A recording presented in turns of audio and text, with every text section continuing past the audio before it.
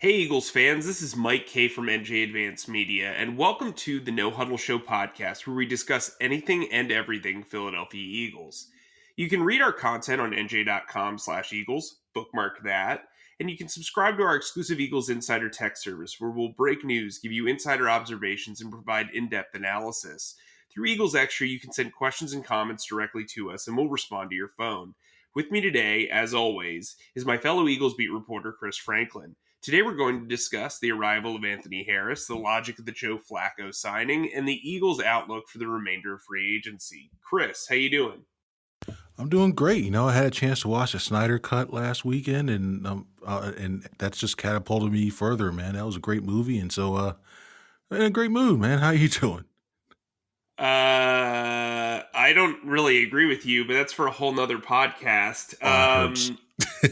I thought it was one of the most boring movies I've seen in a very long time. But anyway, Oh, you're killing me. 4 hours later. So I'm sure I'll get a lot of the wrath of the fan base on that one. But no, I'm doing well. I got a case of the sniffles. You can probably hear it in my voice. Allergy season, as always, strikes again. But things are good. At least the Eagles have picked up the pace and given us stuff to write about, and here we are. We're doing another podcast. I will tell you this. I have spent the entire morning thinking it was Thursday. We are recording this actually on Wednesday. So that's kind of nice. Because I was I'm like, with wow, you. I need to get a lot done for the weekend over the next couple of days. And then I realized, well, it's Wednesday, because I have like a couple of interviews planned out for the rest of the week. And I was like, oh man, that interview's at noon. Oh no, what, so glad I got that time back. So let's, you know what? Anthony Harris is the big signing, but I think everybody right now is talking about Joe Flacco. So let's start with him. What was your immediate takeaway when you saw the signing and the numbers that came along with it? Well, I think when you look at what Flacco provides, especially for given the team's quarterback situation, I think that he was a good signing. I think especially when you have a young quarterback like Jalen Hurts, who, even though he started the last 4 games of the season, is still learning his way around this league. You bring in a guy like Flacco to go ahead and help him out when it comes to learning the ins and outs and learning schemes and look what to expect from certain defenses. I think it's a great guy to bring in a veteran person. I definitely wasn't expecting the $3.5 million. I thought it was a lot more than what he could have got, especially what he got with the Jets. But I think if the team is looking to, I think the team, it showed the value that they perceive in his experience and basically putting it on a short-term bet that he's going to go help Hurts out in the long run. I mean, if he does come in, I thought he played relatively well when he came in and filled in for the Jets last season. So in place of Sam Darnold when he was out. So I like the signing as well too. Thought they overpaid a little bit, but if it does wind up that he's able to provide those intangibles that helps out Hurts, I think it was definitely worth it. What do you think? Well, I mean, he's going to be on his fourth team in 4 years. Last year, he went 0-4 as a starter. Well, he played okay in those games. To your point, yeah. I mean, look, I thought the move made sense before I saw the numbers. It just seems like a very weird allocation of resources, right? Like 3.5 million and then guaranteed, just kind of wow. So that's kind of where I'm at. I don't think that the Eagles were really in a position to pay that sort of money, because frankly they weren't. Entering the day before Anthony Harris and Andrew Adams even signed contracts, they were projected to be 3.34 million under the salary cap, according to the NFLPA. So they're going to have to open up some cap space in the near future in order to bring Joe Flacco on board. Look, to me, we've both said that we think that Jalen Hurts should get the year to prove himself barring any unforeseen things like Zach Wilson or Trevor Lawrence falling to 6 or what have you, or them falling in love with Justin Fields or Trey Lance. If you're in that party, I don't know how you hate this move. Yeah, it's a little bit of an overspend, but clearly Joe Flacco is a backup at this point in his career, and Jalen Hurts is in prime position to be the starting quarterback of the Eagles this season. I think if you wanted a quarterback at 6, a lot of people blew back on me when I made that comment on Twitter last night that I said this was kind of a yikes situation for somebody if they wanted a quarterback at 6, because I just don't understand why you would pay Joe Flacco what you pay Joe Flacco if you're going to select a quarterback at 6 and have Hurts compete with that player, or even have Hurts be the starter for the next year, and then you're allocating a resource to the future. The thought process there is maybe Joe Flacco is the mentor to the 6th overall pick, but we've seen in the past over the last several years that Joe Flacco isn't really into that whole mentor role. So it was a little bit confusing. Will he buy into being the backup and the mentor sort of guy? That remains to be seen, but they got a deal done. So I guess that's where they're at. Overall, what's your read on the signing? Do you think that this means that a quarterback's off the table at 6? Do you think that this doesn't change anything? Where are you at with that? I really think that I think they'll look more at a quarterback toward the day 3 of the draft instead of drafting somebody with that 6th pick. Because when you just look at the talent that's available that can help you out in so many other positions, especially at the receiver position, even if the Eagles decide to take Kyle Pitts, I just think there's so much talent there that bringing in another quarterback, using the 6th pick on another quarterback, it wouldn't be beneficial. Also, I think there's still some value guys that you could bring in to help out. I still, like as I mentioned before, a day 3 pick, guys like Felipe Franks, or I'm not thrilled with it, but I think I could see them taking a guy like that. And then you have Flacco go ahead and help them both, like say a Franks type guy, along with Hurts to bring along and help them understand the NFL game a little bit more than what they do already. So I still think this team goes ahead. I think I wouldn't be surprised if they shopped the 6th pick and down, because especially with what we're hearing with some of these other guys like Fields, and you're seeing what they're providing. I wouldn't be surprised if there's a team that maybe throws an offer up at them, and then they take a quarterback later on in the draft. But I think they're just completely. I don't think they're going to take a quarterback at the 6th pick. So something that a lot of people pointed out on social media is the difference in strengths and game between Flacco and Hurts. Let's make this clear. There is nobody that they could take at quarterback at 6 that would have a comparable game to Joe Flacco. So the idea that Flacco might be a guy who, succeeds Hurts, maybe they shop Hurts and then draft a kid 6 overall, I don't buy that either. I don't really get the logic there. It kind of seems like you're throwing money at something that's not, guaranteed to happen. This to me looks like they are preparing to not land a quarterback at 6, whether they want to or not. I mean, they might realize like the price might be too much to trade up. There probably won't be a quarterback in the top 4 that makes it to 6. They are preparing in case that doesn't happen, as opposed to saying, hey, we don't want a quarterback at 6. This is, if they can't land that guy, this is going to be their quarterback room. To me, that's my read, just on the organization, based on what I've heard and based on what I see. Let's move on to Anthony Harris, who I think the fan base is exponentially more excited about. Signing a 1-year, $5 million deal late Friday night. Look, this is a big get. What's your opinion on the move? I actually really like this move, getting Harris, because especially I really didn't think he'd be around or available for the Eagles to get. I mean, you get sign a 1-year deal on a prove-it deal for $5 million. That definitely, for a guy of his caliber, that was definitely a good deal for that.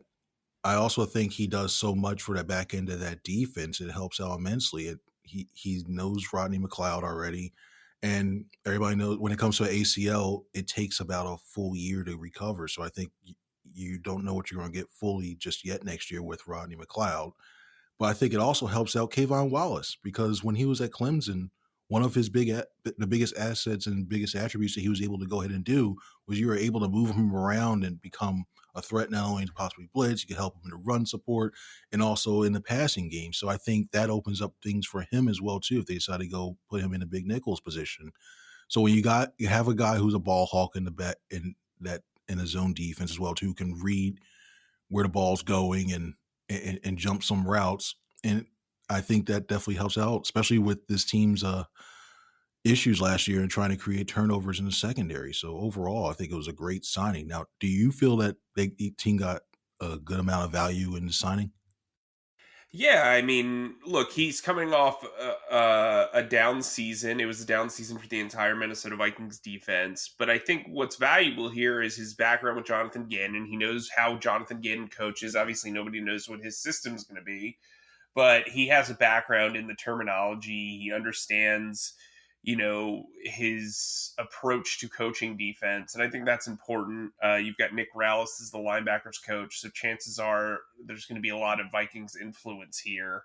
Um, look, I think it's a smart deal. Yes, he's 29. That's not really ideal for a rebuild, but when you're trying to build a defensive system, you need a veteran who kind of understands the lingo and understands the approach because this is going to be a young defense. He's also got a background with Rodney McLeod. I think there's a lot of appeal on both sides of this pact, and I think Anthony Harris is going to get the opportunity to kind of really be that guy in the secondary if he wants to be, and if he can, and if he bounces back, maybe he signs a long-term extension.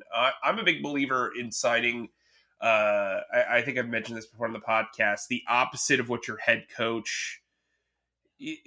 coach's strength should be highlighted in the draft because that's a long-term hire. Coordinators, if they're very good or if they're very bad, are not going to be around for very long. So that's why you sign these short-term packs with veterans because you want to establish that side of the ball with a quick fix. The long-term goal of a head coach should be developing talent long-term, and if he's an offensive coach, drafting offensive players and developing offensive players is the way that the team should go. It's obviously what they try to do with Doug Peterson, even though they didn't really develop anybody. But Sirianni's known for his development of wide receivers and quarterbacks, and I think that that's kind of the way the Eagles are approaching free agency by looking at the defensive side of the ball. Granted, they've only made 3 signings. So yeah, I think this is. I mean, it's not a home run. I give it a B plus, but I do think this is a great value signing. You look at what Jalen Mills got. Jalen Mills is averaging, $6 million a year, and he got $9 million guaranteed. You got Anthony Harris, who is a year removed from leading the league in interceptions on a 1-year, $5 million deal. I think the trade off is pretty spectacular as far as financials are concerned, and I think this was the right move for the Eagles. They were very smart. They were patient, and it paid off. We should also mention, Andrew Adams is going to be a special teams ace. He's likely to fill the gunner role left behind by Rudy Ford, who signed with the Jaguars on the first day of free agency, which was like a very weird signing, but what are you going to do? So let's talk about free agency moving forward. Should the Eagles be done at this point, Chris? I mean, I think they should. I mean, I'm from the school of they really should be because they have to develop. They have to get a lot of players who's drafted. You don't want to keep bringing in all these veterans that are going ahead and take some spots and potentially take some time from them. When you look at their cap situation, as you mentioned before, heading into yesterday, $3.3 million. That's just good luck trying to find a lot of impact players that would be able to go ahead for that amount. But I think now the whole entire focus should just be on the draft itself. I mean, given that they have 11 picks right now, and I mean, granted, they can go ahead and trade some to move around, but they should be setting their board and focusing solely on that because I think there's still a lot. I think it's going to be a pretty deep draft overall. I think it's going to be a pretty deep draft. You can fill a lot of positions, especially with those selections that they have. And when you look at they're going to need to go ahead and hit up. I probably say at least hit on 6 of them in order to have success in the near future. And they have to go ahead and make sure they bring the right 6, not only as a culture fit, but also as a scheme fit for what they're trying to do in the future. So I'm from the Eagles. I'm looking at finding ways to go ahead and build the team through the draft. And what will you do? Would you go ahead and sign some more free agents, or which direction would you go? Yeah, I think I'm done from the standpoint of wide receiver. Josh Reynolds signed with the Titans. He was the one guy that kind of made sense to me. There are offensive linemen that I feel like you could sign after the draft, running backs that I feel like you could sign after the draft.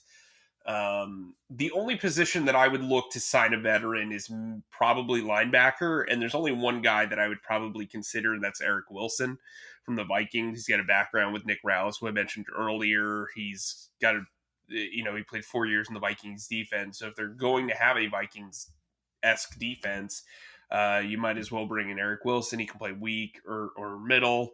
Linebacker, I don't think he would cost all that much, but he'd be the one guy that I think if they're going to sign somebody, it would make sense. Cornerback is another position that if they really felt like they needed to upgrade the number 2 spot, so they have a little bit more flexibility long term, the Steelers just released Steven Nelson. And look, everybody's like, well, the Eagles don't have any money. Well, they can open up $11 million by restructuring Fletcher Cox. They can open up $5 million by trading or releasing Zach Ertz. They can create $10 million by trading Derek Barnett, or $7 million by extending him. They can create $7 million by restructuring Lane Johnson. And by the way, they have to make 1 or 2 of those moves anyway because they need to be able to sign their rookie class. So there will be some cap space open up. Plus, they'll get another $4 million on June 2nd when Alshon Jeffrey and Malik Jackson officially are donezo from the books. So,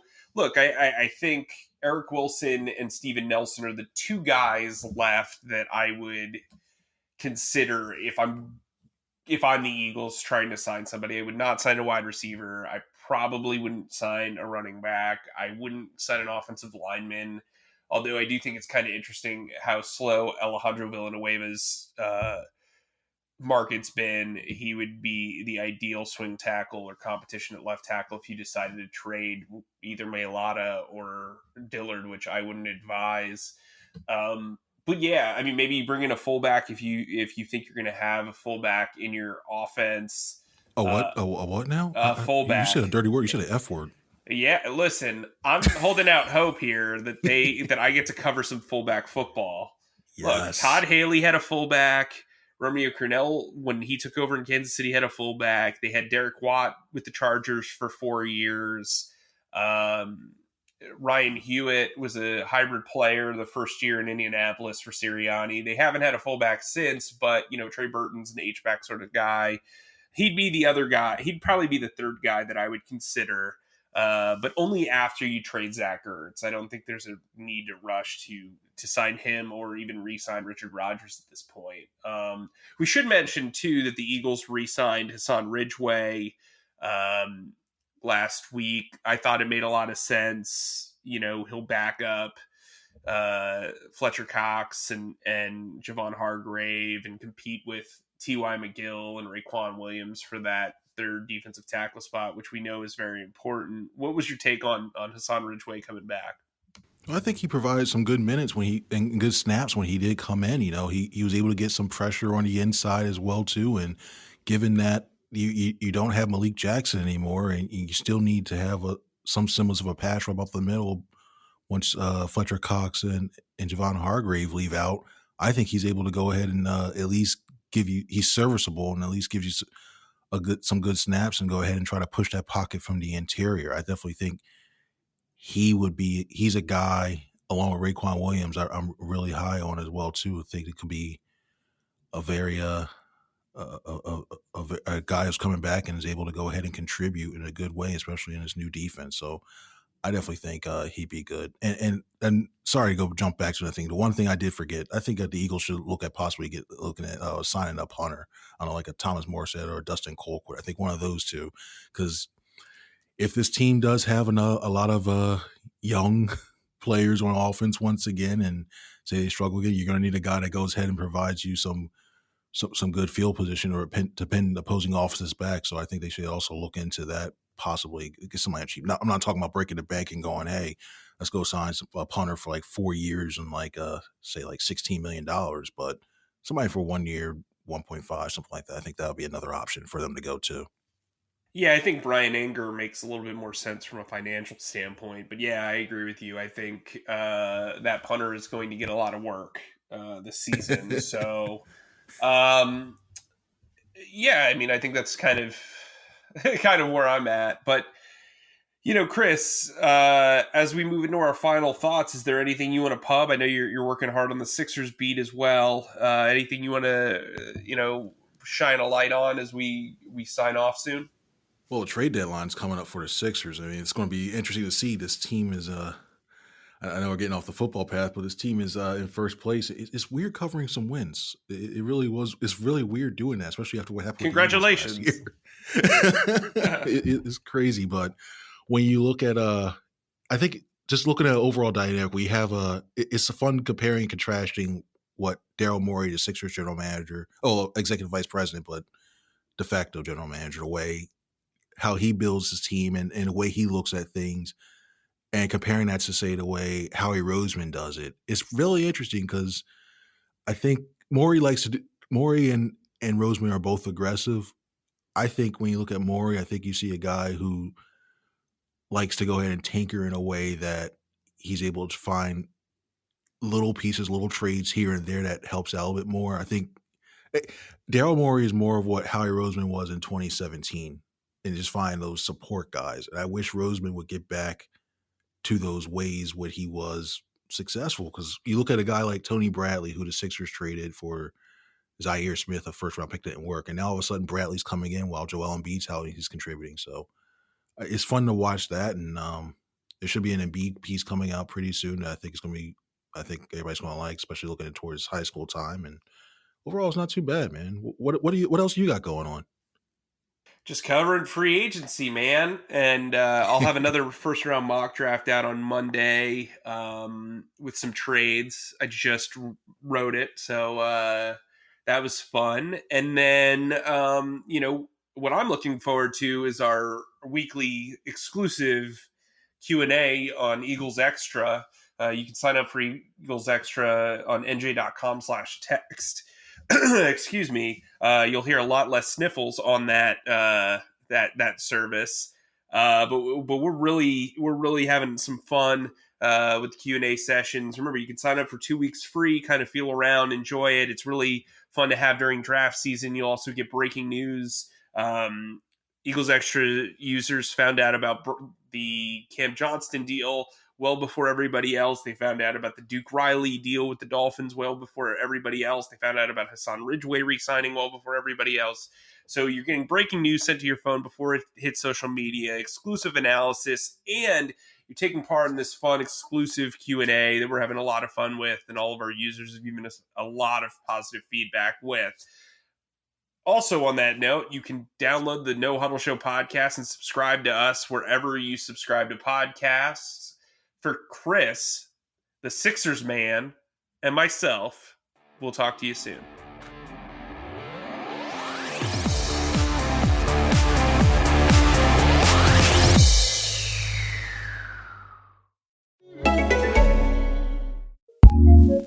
Looking for a new podcast to listen to? Here's what we love, courtesy of Acast Recommends. Hey y'all, I am Amira Lawali. And I'm Kirby Dixon. We are two young Black women, and we never see real, honest conversations with people who look like us talking about our community. So we decided to do it ourselves. Girl, they gave us our own podcast. A whole damn podcast. The Table Is Ours is exactly that. Every week we'll sit down with Black actors, musicians, artists, writers, you name it, and we got it. Oh, we go there. Don't tell me my Black experience. Yeah, there's a lot of Black women out there that are funny. If I say y'all would say, oh yeah. I would say I made, you say my cash. Subscribe to A&E's The Table Is Ours and get new episodes every Wednesday wherever you get your podcasts. Bye, girl. Bye. Acast recommends.